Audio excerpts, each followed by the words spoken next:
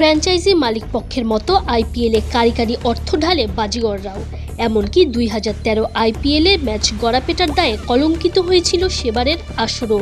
Spot ফিক্সিংয়ের দায়ে সেবার জেলে যেতে হয়েছিল 3 ভারতীয় ক্রিকেটার এস শ্রীশান্ত, অঙ্কিত চৌহান এবং অজিত চান্ডিলাকে। যদিও শেষ পর্যন্ত অভিযোগ প্রমাণিত হয়নি। সম্প্রতি নিজের ওপর স্পট ফিক্সিংয়ের অভিযোগ নিয়ে মুখ খুলেছেন অজিত। জানিয়েছেন জেলবন্দি থাকার সময় হারিয়েছিলেন ভাইকে, এমনকি শেষ করতে চেয়েছিলেন নিজেকেও। 2013 আইপিএলে স্পট ফিক্সিংয়ের দায়ে জেলে যেতে হয় অজিত চান্ডিলাকে। ক্রিকেটে পেয়েছিলেন আজীবনের নিষেধাজ্ঞাও, তবে তিনি বরাবরই সে অভিযোগ অস্বীকার করে এসেছেন।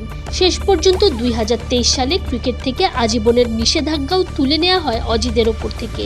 প্রায় 41 বছর বয়সে সম্প্রতি ক্রিকেটেও ফিরছেন তিনি, তবে নিজের জীবনের 11 বছর আগের সেই স্মৃতি ভুলে যেতে চান তিনি।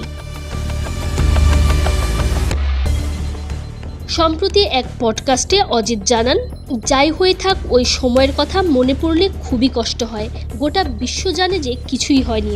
ওই ঘটনায় জড়িত থাকলে আজ আপনার সামনে বসে কথা বলতে পারতাম না। সম্প্রতি একটা লিগে খেলেছি, আমার ওপর আস্থা রাখার জন্য ওদের ধন্যবাদ। ওরা আমাকে জীবনে ফিরিয়ে এনেছে। 11 বছর পর ক্রিকেট খেলছি। আইপিএলের ওই সময়টা দুঃস্বপ্নের মতো, কখনোই মনে রাখতে চাই না। জেলে থাকার সময়ে অজিতের ভাই মারা যান, তবে সে খবরও তাকে জানানো হয়নি। শেষবেলায় ভাইকে দেখতে না পারার দুঃখ এখনো কুড়ে কুড়ে খায় এই ক্রিকেটারকে। এমনকি জেলে থাকা অবস্থায় চেয়েছিলেন আত্মহত্যা করতেও। নিজের কষ্টের বর্ণনা দিয়ে তিনি বলেন, পরিবার আমাকে শান্ত রাখতে চেয়েছিল, না হলে হয়তো নিজেকে শেষ করে দিতাম। জেলে থাকার সময় আমার ভাইয়ের মৃত্যু হয়, কেউ আমাকে জানায়নি। মৃত্যুর আগে ওর সাথে আমার দেখা হয়নি। মাত্র 2 দিনের জন্য বাড়ি ফিরতে পেরেছিলাম। সব শেষ হয়ে গিয়েছিল। আমি দোষী নই সেটা বারবার বোঝানোর চেষ্টা করেছিলাম, তাতেও কাজ হয়নি। ভারত জাতীয় দলের হয়ে কখনোই খেলা হয়নি অজিত চান্ডিলার।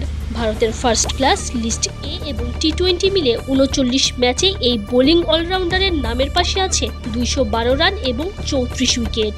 অজিত সবশেষ ম্যাচ খেলেছিলেন 2013 আইপিএলে রাজস্থান রয়্যালসের হয়ে কিংস 11 পাঞ্জাবের বিপক্ষে। Tanzim Oishi, BD cric time.